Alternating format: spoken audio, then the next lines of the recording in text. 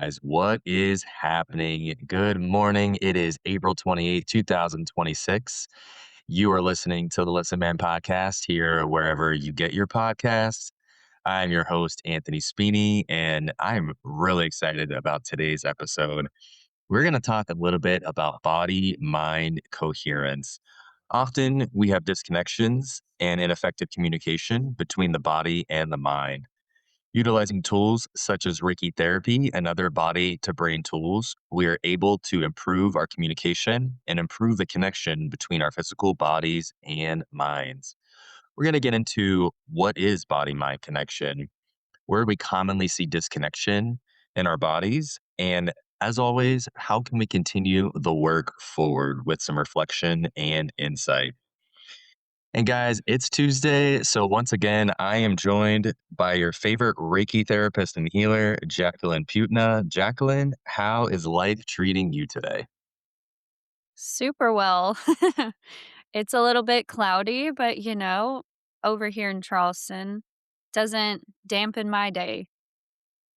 No, absolutely not. I'm still getting used to every morning waking up and seeing perfectly blue skies, followed by a marine layer. If you guys have been to San Diego before, and especially coming up with May and June, May gray, June gloom, getting a little bit of a marine layer over, but still so beautiful. And same thing, cannot dampen my spirit at all.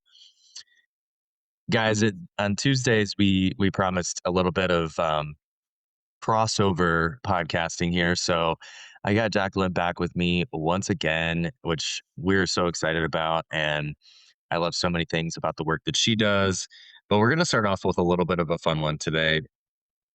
I want to know, what is your favorite chakra? Oh, wow. That's actually a difficult question. I'll just go with what immediately came to mind, the heart chakra. Okay. Okay. Would you have a reason why? I think it's because my philosophy in life is living a very heart centered, heart led life. And that's always my central focus. I mean, as a woman, sacral chakra comes in as a close second, of course, because that's our center of creativity and our womb space. But I mean, you can't beat the heart. The heart Mm. is, I think, where our human experience lies. Like the third eye is also great. I mean, they're all great. I'm like about to list them all out. Third I eyes, know. That's kind yeah, of what I was going for. I'm like, perfect. Just lean into it. Let's just go through the list. yeah. Um, yeah, and honestly, perfect segue to just lean into the heart space as we're going to talk about body mind coherence and the heart and the body. But also, I think I've got to go with mine, which I normally would lean into the heart. I'm going to go a different route. Mine is going to be the throat. I And the knew reason you were gonna being, say that. you, you did, you knew it. Yeah, I think for me, I've always, for a long time, guys, not anymore, struggled with opening up and having direct communication. And I feel that's been probably the biggest change in me personally has been having a voice and understanding where I want to go and how I want to direct my communication, which obviously does come from an open heart and an open mind, right? Being in between. So I don't know if you, yeah, you probably did really know. I feel like you know me pretty well at this point.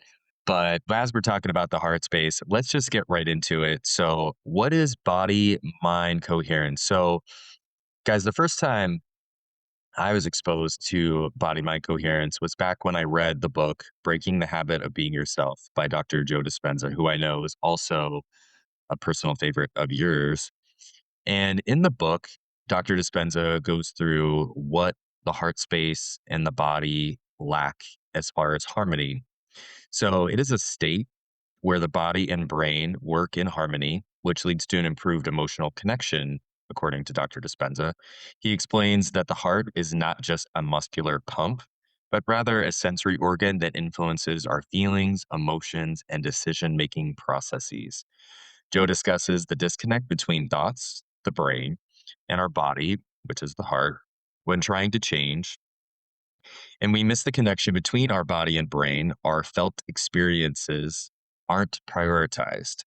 We only focus and heavily prioritize thought without connecting to our bodies. He expresses that we need to feel the change, feel the experience when trying to alter our life's experiences, as our personalities create our personal reality, and picturing the future and feeling it, not just thinking or saying it. So, as we work and cross between body mind coherence and Reiki coaching coherence, like what I did there, we're going to talk a little bit about the work that you do and how body mind coherence shows up in your clientele. So I'd love for you to talk a little bit about that and how you see your clients physically showing up to you and the ways that they appear prior to any work that you have done with them.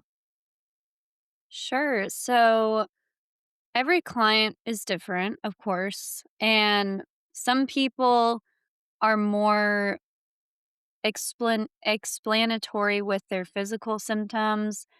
Some are more in tune with their emotional states and not really talking more about their physical body. But you can see that there's a pattern between the two because someone who is discussing something emotionally may have some underlying energetic blockages that actually reflect that. So, with you, for example, you not being able to speak your truth, you said that, or feeling uncomfortable speaking your truth, you've said that your throat chakra used to be kind of muddied up, Hmm.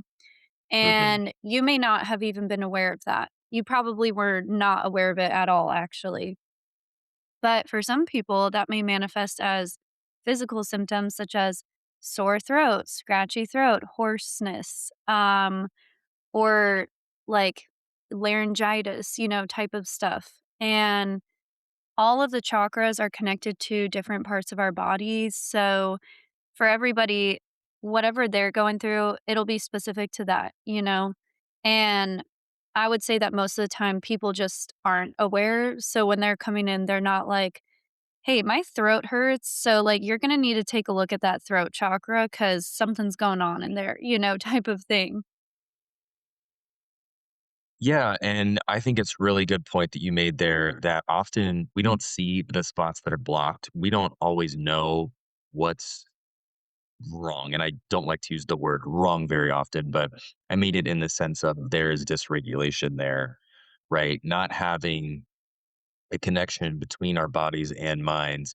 We often don't even realize what's going on and what's disconnected. And when we do get that clarity, knowing where we can focus especially for you, where you can focus your skills through a Reiki session is really important. So we've talked a little bit on body mind coherence, what it is not. So, guys, mind and body communicate via neurons, which we deliver impulses through in our bodies. We have feelings throughout our bodies and stimuli like pain, achiness, tightness, heat, cold, etc. So, when we're experiencing thought, when we're experiencing feelings in our body, we have what's called the vagus nerve theory, which a lot of work has been done into researching this, but essentially 80% of the messaging in our bodies, instead of coming brain down, is body up. So we tend to see that a lot more messaging that goes on in our bodies is communicated from our bodies to our minds. And the work that is important in doing here, and not just because I love talking to her, but a reason that Jacqueline's here as well is to really hit home some of the points of listening to the signs and listening to what your body has to say to you. And so I'd love to know, how do you meet someone where they're at, especially if they're not fully understanding the mind body connection quite yet? I think that I always am just straight up with people, basically. So if someone's telling me that they're having like UTIs or like bladder problems or something like that, I'll tell them that the bladder is the organ that stores fear and anxiety. And I'll kind of ask them, have you been having a lot of anxiety in your life? Have you been having anxious thoughts? And I always ask about thoughts specifically because even if they may not be having a an event that's causing anxiety, the thoughts that are looping in your mind can be unconsciously, subconsciously creating anxiety in your organs, in your tissues, in your chakras, you know? And if they're aware of that mind body connection, then they'll definitely be more open to like connecting the dots, you know? But oftentimes, people just don't know. I think it's a discussion that is becoming a lot more relevant now, and people are becoming more aware of it. But there's still times where I'm explaining the thoughts that you think create your reality, but also create physical sensations in your body. And that's your body trying to signal to you, hey, I need a little more attention here. Can you think a little more loving thoughts? Can we replace these thoughts with something that is more oriented toward the frequency of love rather than the frequency of fear, you know? And it's never about like shaming what's going on in our bodies. It's just about recognizing it and changing that thought pattern. And with Reiki, it can be about disrupting what's going on or removing the blockage of what's going on in order to help better shift those thoughts. Because when you're physically not feeling good, it can be difficult to change the thought pattern, right? So it's sometimes like a chicken before the egg situation, but just reiterating that there's no shame in whatever happens in your body and whatever thoughts are looping in your head. It's just simply an act of recognition and a willingness to change that thought and those feelings. Yeah, and I think that is probably the biggest shift that I had whenever I was going through some of my work was understanding what my body was telling me, and I was missing half the message, if not more of the messages, right, between what the body was telling me versus what I was telling it with my thinking. Absolutely. Obviously, thinking is go ahead, yeah. I was gonna say we've all been there, you know, like myself included, of course, and we're only human. And this is also new to us. So, of course, like, you know, I didn't even have education on this until I read one of Joe Dispenza's books years ago. Yeah, yeah, and I think that was probably the first domino for me that hit was reading his books and thinking about how the felt experience plays just as big, if not a bigger role than the thinking, and how you can change your world by just tapping into your body's felt experience. I did a course a few years back, and one of my idols, I had listened to one of his podcasts, and a guest he had had on there was doing a class all about mind body coherence. And it was much more focused on the nervous system and how we could regulate our nervous system. And the word that you used in there, which was disrupt with Reiki, because I was disrupted. And we probably use the word disrupt more in our worlds in a negative way, right? If something's disrupted, it's dysregulated, it's interrupted. But I needed the disruption. And in Reiki, it's important to disrupt that pattern if it's not a healthy one. And one of the aha moments that I had was when he had told me, or he was asking me rather, what are you feeling after we had done work for a few weeks and really getting in tune with my body? And my response was, well, I feel really calm. And he's like, that's what you're supposed to feel like. And I think after having done different modalities such as Reiki and training your body to feel that calm is actually what you're supposed to feel, that's actually our baseline. And our nervous systems are there to help us in situations where survival is necessary, fight or flight, right? Then trusting that that safety is actually what our bodies were made to do. That is our baseline. And so, Yes.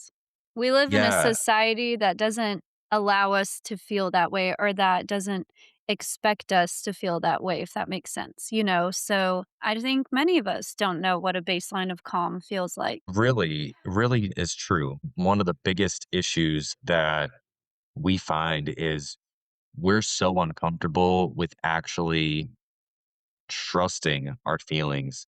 And one of my favorite phrases that I've kind of caught on to is you can't solve your feelings, you can't solve your emotions, they're simply understood. And developing a relationship between respect of your feelings and not letting them completely overrun or completely dictate what your thoughts are going to be, but just understanding that your job is to make them feel safe and let them know that their information is respected. They're giving you feedback often before your brain has even had time to process what's going on. And I know that you definitely have a lot of that in your line of work just because you're dealing directly with the body. And how do you guide clients into trusting their bodies? You know, I can show them or kind of tell them, but it's really their choice whether or not they're going to implement trust, I think. And if you have been in distrust with your body for so long, as I have experienced myself having autoimmune conditions, it's going to be really difficult to want to build that trust. And I think I just authentically tell them what I know and believe, and if they feel like that matches what they want to know and believe, or if they're kind of in that headspace of wanting to change their life and wanting to, you know, be open-minded, then that's the only way I can really, you know, not convince someone, as we've said, but help them see from a different perspective. So, I always just talk to someone one on one and share my own experience because I have dealt with a lot of bodily things going on for my whole life, basically. So, I don't know if you've ever heard of this like wounded healer trope, but Mm. that is definitely something I've experienced throughout my life. No, actually, good chance to educate our audience and educate me as well. Tell us more about that. I'd love to learn more about that. Oh, yes. So, the wounded healer is basically like the healer who what never heals, I suppose. I was gonna say what they say never heals, but we're supposed to experience all of these things in order to better serve our clients. So, for example, me going through autoimmune conditions, having POTS, that helps me better serve my clients who feel like they have a stricken relationship with their body or very, like, frustrating relationship with their body. There's a lot of things that I could go into as far as things that I've experienced, but it's basically that the universe is giving me all of these experiences in order to give me a better understanding to better serve my clients. I totally 100% co-sign on that. And there are times where I'm like, damn, I didn't ask for this to happen. But then I'm like, well, I did ask to be a more connected life coach and have a better understanding of the relationships that my clients may have with themselves. And knowing what they go through leads to better coaching because you understand what your clients might be experiencing, not again as their direct experience, because you can never feel what someone else is feeling, but understanding what thoughts, what emotions they may be going through within their bodies and in their minds helps you guide them and encourage them to trust their experience because you also know I've gone through this as well in a different way. And I know that you're capable of getting through this. Back to the ways that you practice with your clients in Reiki, I'm curious How do you guide clients to self correct and regulate themselves once they learn to spot disconnections within their bodies? There is a book that I find extremely helpful for, I think, my own life, but then something I recommend often to clients, to friends, to everybody that will listen. It's called You Can Heal Your Life by Louise Hay. And she explains the thought patterns that go behind each symptom or each ailment. And she has an extensive list. And so I think that when clients aren't coming to me for a session, that's a good resource for in between sessions, basically.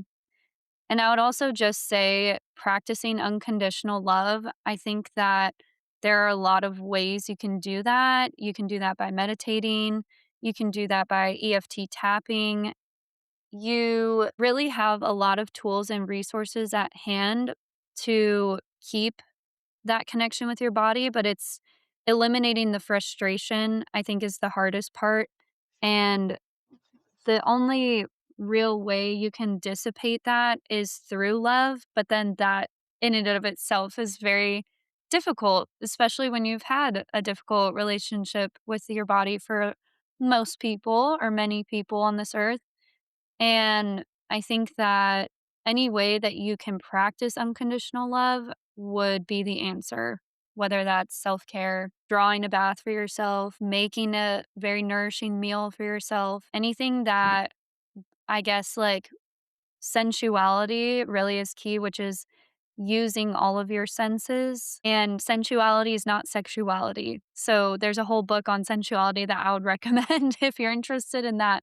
But being in tune with our bodies and using all of our senses, having sensuality integrated into our life, that would be another way. Yeah. And having a respect and having an understanding of where our bodies are guiding us, even in moments of, disconnection, like you said, actually responding to what your body's got going on and what it's telling you in the moment, creating that peace, that loving relationship, like you said, it's important to have a baseline emotion of love towards your body, even in moments where you're feeling tension, anxiety, stress in your body.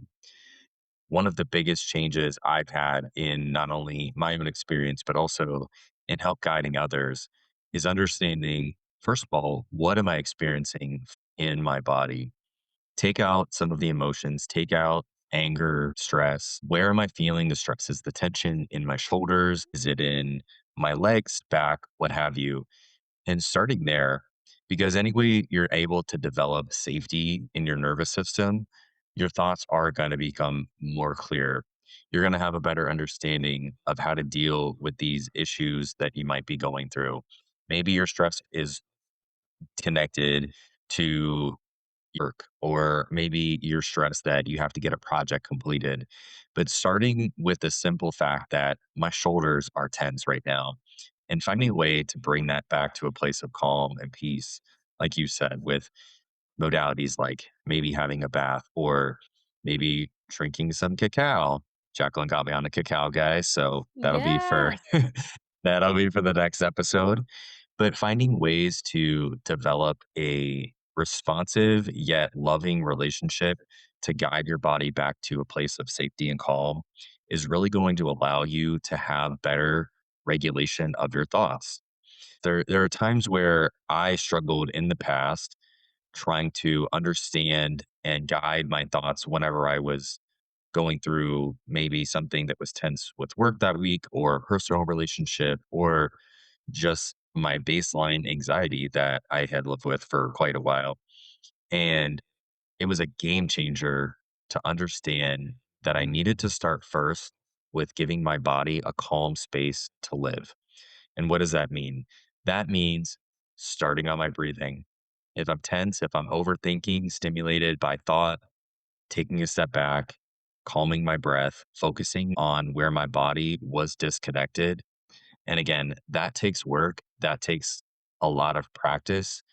But the one thing that you have to have the entire time is a love for your body. You have to start with that baseline feeling of I'm here, I am not going anywhere, and everything that is going on inside my body is is me. I'm going to meet that with love.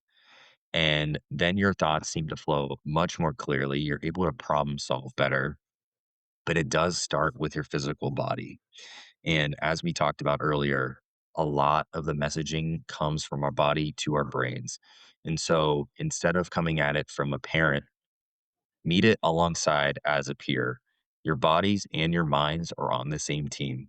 They want to get the same message across and they both want you to succeed. They're both on your side. Trust your body, love it, and meet it where it's at. And I know things that we've talked about, and I'm going back to me being a client of yours now. We've discussed how I was disconnected when I first was working with you and the stress that you were able to help me work through and get over. I know specifically when I moved out to California, you were helping me feel that peace at the last stage of my Charleston experience. And I believe what chakra or what space was that? I was that like it was like in my knees and my legs, right? Where you were helping guide. It was like guiding my steps forward. Yes, there was, like, a little bit of hesitancy around the knees, and then there was something with the feet as well. But all of that lower part is about moving forward. You know, your knees literally guide you forward. Your feet are the first thing that touch the earth, you know, as you step forward. So, a little bit of unsureness as you were transitioning into this new phase, which is totally understandable, and it was not surprising to me. Yeah, and the way that you just met me where I was, I think is like the most beautiful part of the way that you practice that I can speak on as a client of yours is meeting me where I was. I was at a point where of course I was taking active steps to move and to make change. And guys, we can relate this to big life changes, or we can just relate it to the change of this conversation of trusting what your body's got going on inside and how to give it a safe space. And you meeting me with calm, with empathy, with understanding allowed me to better communicate what was going on inside because I knew that there was some hesitancy around my move, but I also knew that I still had some things that maybe weren't quite dealt with on a path of trusting myself and allowing my body to sort of guide me forward, right? My mind hadn't quite caught up yet, but my body was feeling that tension of Mhm. moving and um trying to show trust. I think looking back, trust that the steps that I was taking, they were ready. The universe was ready for me to make that move. And the dysregulation, while I felt it in my body, had just finally caught up to my mind. I hadn't quite gotten to what that thought was yet. I just knew it felt like tension in my body. And are there other times and other maybe specific examples if you have one, but in your work where you recognize that a client maybe hasn't quite understood their felt experience yet? Is there times where I'm sure you want to guide them and tell them what that means, but just allowing them to sort of come to it on their own, like how difficult can that be as a practitioner? You have just, as a practitioner, gotta let go of control because I am always wanting the best for my clients, you know, of course, and everyone has to go through their own life experiences to gain the wisdom and the knowledge that they came down here or, like, agreed upon when coming into their bodies, when living this life here on earth, and some things are just unavoidable, right? Like, we have to experience heartbreak and grief and sadness, but we don't want those thoughts to control our life experience, right? And so I have to gauge where my clients are, and I obviously have the utmost compassion for what they have going on, and I'm just there for support and guidance. So I'm not trying to, you know, say they're 100% healed after they come to me, because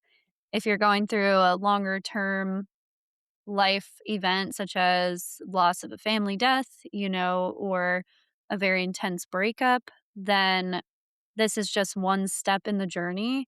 And I'm not going to expect someone to be walking out of here perfect. And, it's really interesting because I have had a girl who went through a breakup, and she came in and she was feeling light as a feather when she finished. And she was like, "Oh my gosh, I cannot believe that I feel so much better, da da da." And I even told her, I was like, "Okay, I'm so glad you're feeling great. We're in a high, you know, in the wave cycle, because life is like undulations of these waves of up and down."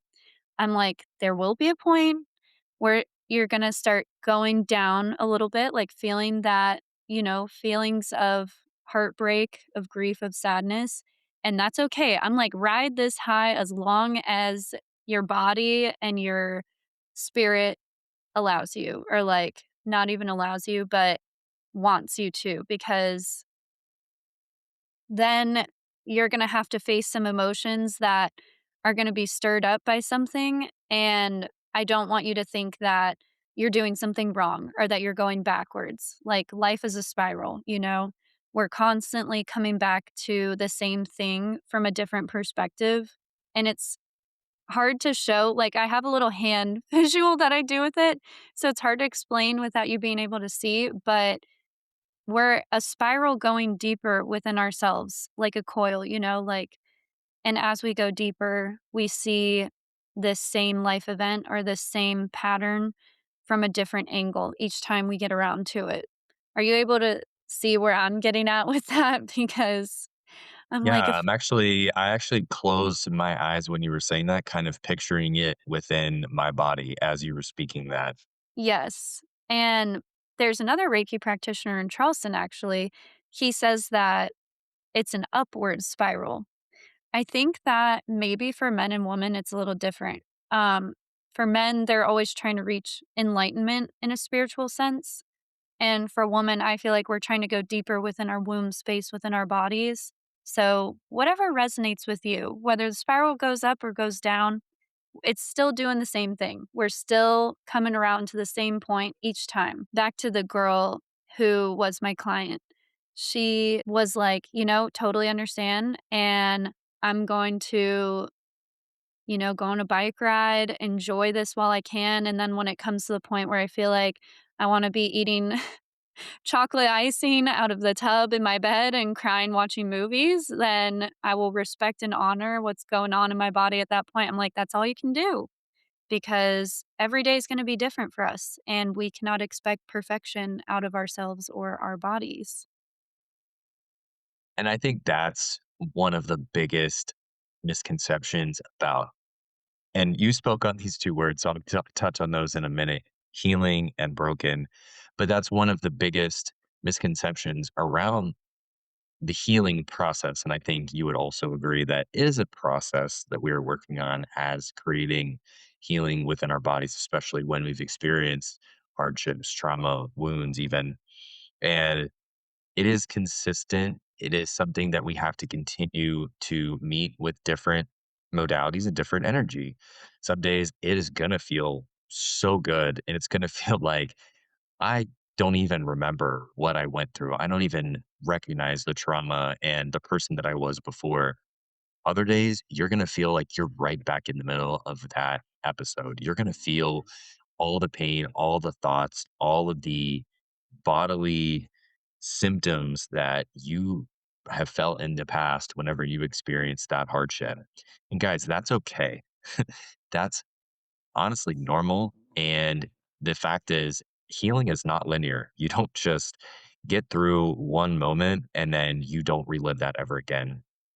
It Oh, is kind yeah. of like, yeah, it is very continuous and it'll get better over time, but that comes with continued love and continued patience with yourself and the experience that you've gone through.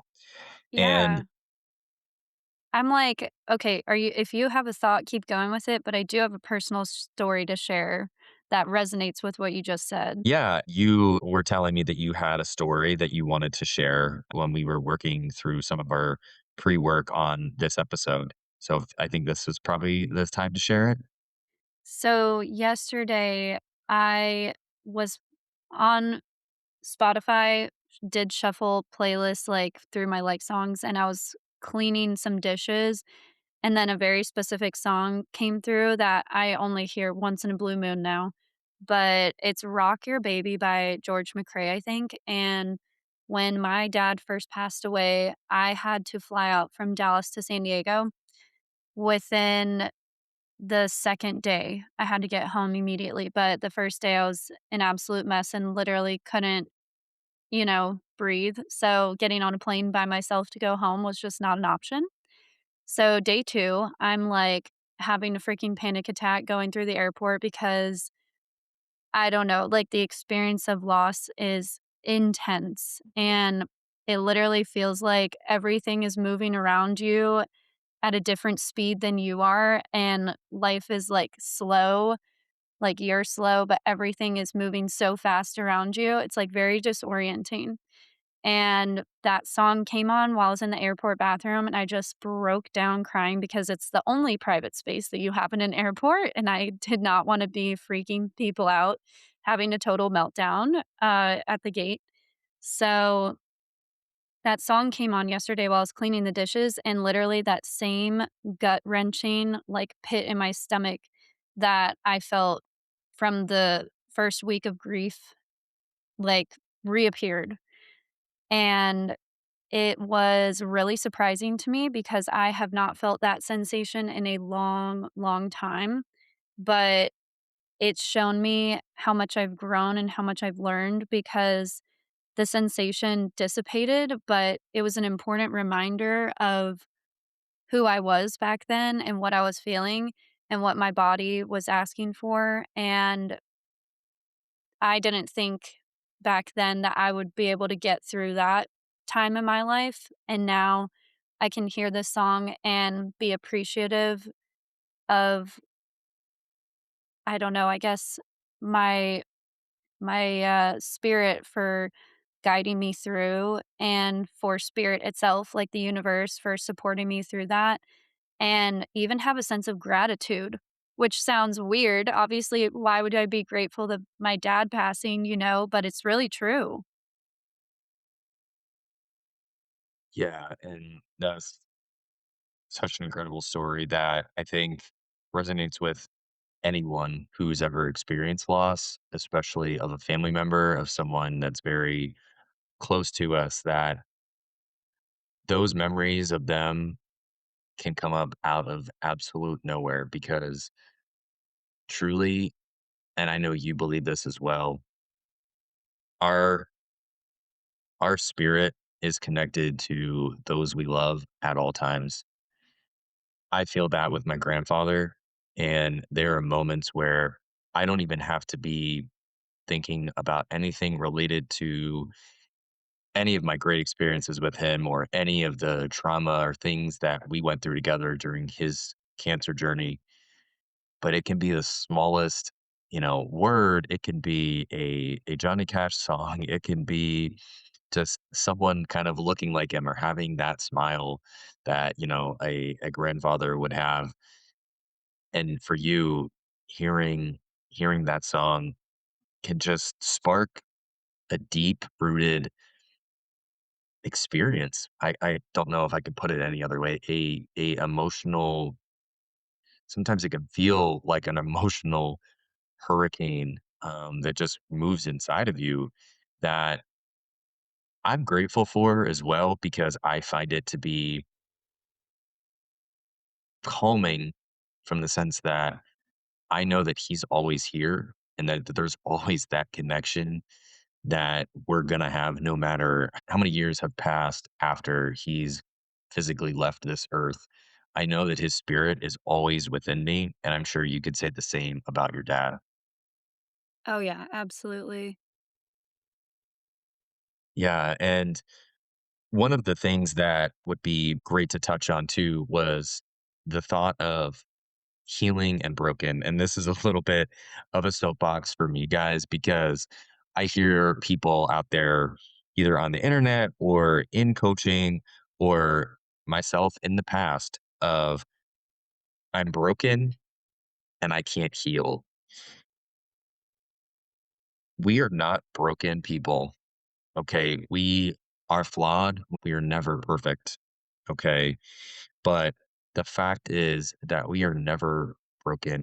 We are finding ways to reconnect to different parts of ourselves that have felt shattered, that maybe have felt unloved, disconnected from, dysregulated. But there's nothing that we have to do to connect back to a healed individual. Guys, we were never born with the instinct that we needed to put ourselves back together.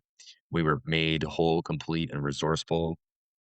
And anytime that I hear someone say that I am broken, it breaks me a little bit inside because I have been there and understanding that you're a beautiful person. You're a soul created from God, created from a higher power that is connected to a timeless being.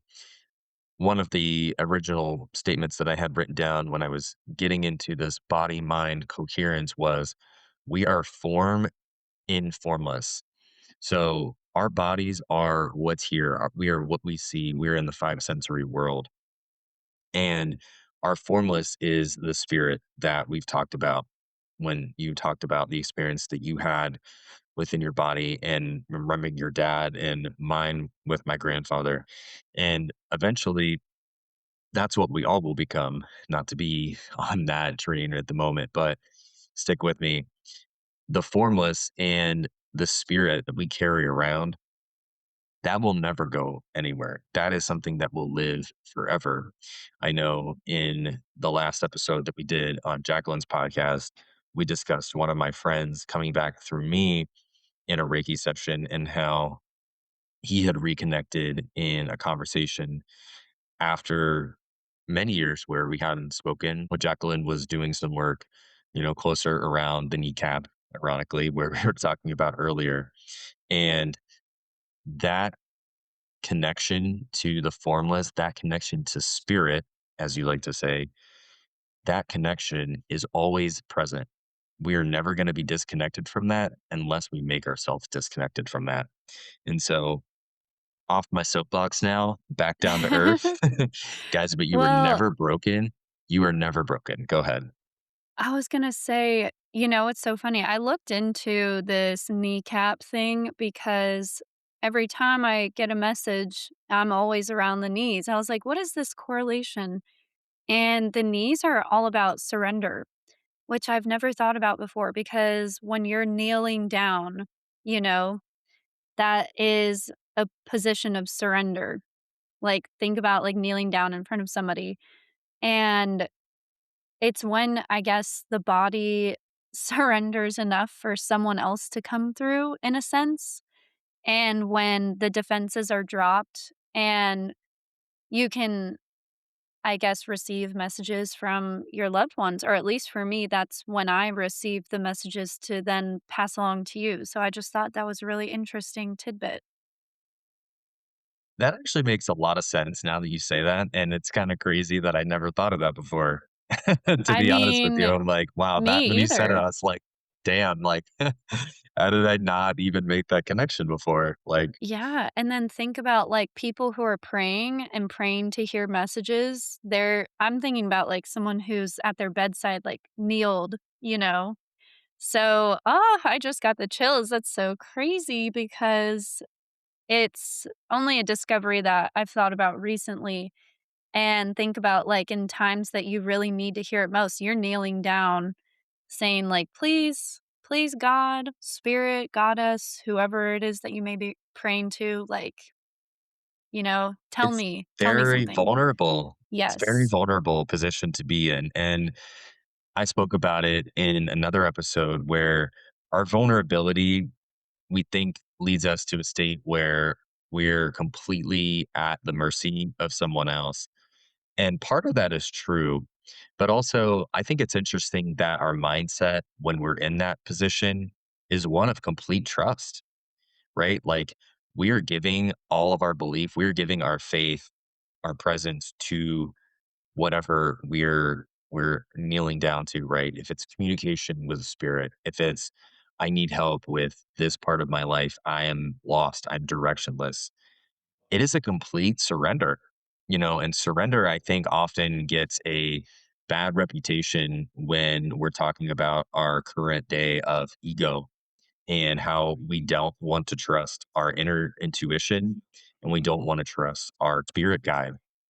And that ultimate letting go, I believe, is what lets us achieve greater things in life because we know that we can't do it alone and that we can't meet the world with our egos alone. We have to come with a sense of gratitude. We have to come with a sense of humility.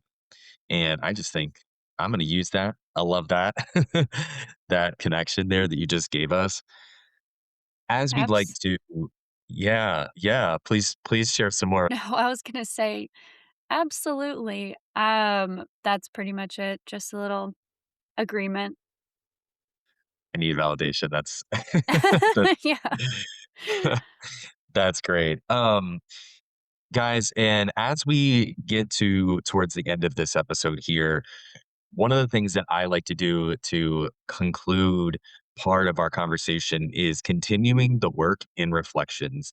And so as Jacqueline's here with us today, I want to really get into how she continues the work forward with her clients after you've met, after you've worked through a session, and some of the consistency in how you like to have your clients practice. So, if you could just tell us, how do you like to, guide your clients after a session's over? When do you like to recommend them coming back in for another session? And what are some of the things that you work with them in doing in between? Maybe maybe if it's homework or how you like to guide them after the sessions are over. Each person's post consultation and kind of advice that I give them is going to be different because it's based on what's going on in their body, and I've never had 2 clients that have had the same exact, you know, thing going on. So, even when a client comes back to me, it's still never going to be the exact same thing going on in their body because 'cause we're always changing, we're always evolving. New things are coming in, and sometimes we do have repeat patterns of, maybe like a heart chakra blockage or something, but there's something new added to it, like another layer, or we've uncovered another layer that's brought something else into the mix, you know?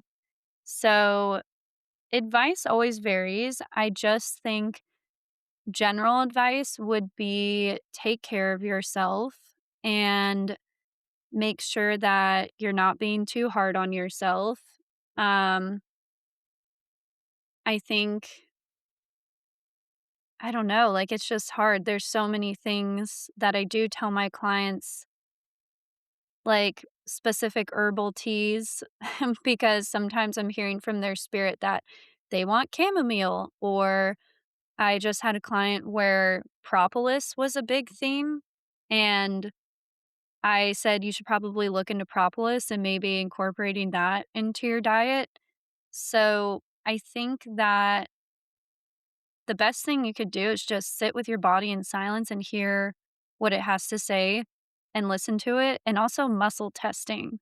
Muscle testing is a great tool and it's so simple. What I do is like I'll give you like a short tutorial on it because it's pretty quick. I'll stand and put my hands on my heart and say, okay, body, show me yes. And yes, usually for me means lean forward. Like, my body will physically lean forward, and then I'll, like, reset and stand again and say, "Okay, show me no." That'll cause me to lean backwards, and then if I'm looking into getting a certain supplement, even in the grocery store, like, people look at me weird because I will literally put the supplement to my heart and say, "Okay, body, yes or no?" And I'm telling you, that's probably one of the simplest ways you can start building a relationship and trust with your body and try not to second guess whatever answer you get, you know? So, have you ever done that before, Anthony? Muscle testing? I'm just thinking of someone doing that and, like, being so taken aback by spirit that they fall forward because, like, then the inner nurse in me is kicking in, and I think I'm not gonna assume that they asked their spirit if it was the right decision for them or not. So, maybe I've been overthinking this whole thing the entire time, and everyone's just been asking their spirit for guidance. But Maybe. no. No, in light of what you're saying, that's something that I love about you is like you have that inner trust of your spirit and your body and seeing that in your clients play out. Like I love that you share that with them. But no, I have done um I've done tapping before. Is that right? Am I using the right EFT terminology? tapping? EFT Oh tapping, my yes. gosh. Okay, so EFT stands for Emotional Freedom Technique. And for a second, I thought it was the T was for tapping. So I thought I was repeating tapping twice, but no, it's Emotional Freedom Technique tapping. And the reason why sometimes we have trouble with this mind body connection or rewiring our brain is because these thought patterns have been told to us, living within us, reaffirmed by ourselves over years or even decades. And so just simply saying, I love myself when you don't feel like that, or you've never been taught how to feel like that as a child, and now you're trying to rewire yourself from self criticism to self love, it's going to be difficult for your mind to just snap out of the old belief, right? So, with EFT tapping, it's a faster way of rewiring that subconscious mind and those thought patterns and beliefs, and you're tapping as you're repeating affirmations basically. I won't get into like how you do EFT tapping, but I have a great resource if you want, Anthony, for an EFT tapping like subscription that I subscribe to through a woman that I've known and trusted for years and years who's actually in San Diego. You should totally visit her.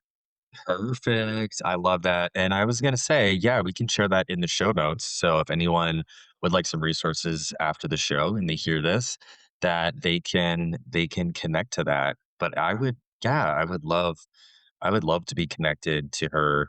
What was coming to mind for me too as you were speaking that was I was reading a book recently and it was talking about language and how we are beings that are formless, right, in our spirit, but we are in this physical plane for a reason. This is the way that we connect to the world. This is our form. This is our life that we have right here in front of us. And it was saying maybe we'd be so connected that we didn't even have to say any words, or we could have a book that didn't have words on it because we were that connected and understood to our higher sense of being. But we have words for a reason. That is our language. That is how we communicate.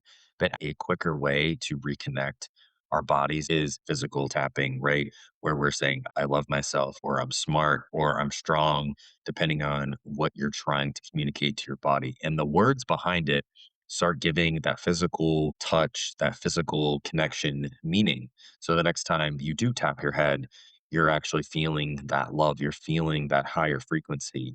So, wanting to share that the words behind it often give it meaning and allow the future nonverbal, the energy to just simply be there without even having to say anything. And continuing to build that inner trust and that inner love in our bodies, guys, is what leads us to higher senses of being and higher frequency that we were meant to live on.